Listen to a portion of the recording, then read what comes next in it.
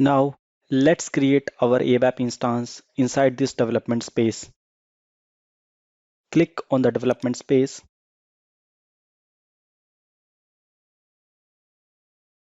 and here go to Service Marketplace and select the ABAP trial.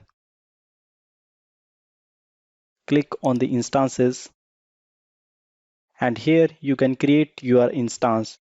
This instance concept is same that we have in our SAP GUI. Let's create a new instance. And here I have no other option apart from shared because I'm using a trial account. So I have only shared plan available. So I will click on next. And here you have to specify as parameters. You have to give your email address over here. This email address will be used to authenticate when you connect your ABAP on cloud account. Click on next.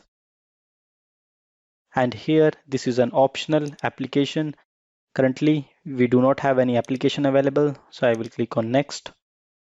And here you can give the name of the instance.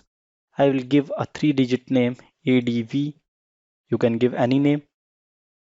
Click on finish. Now it has created our instance of ABAP trial.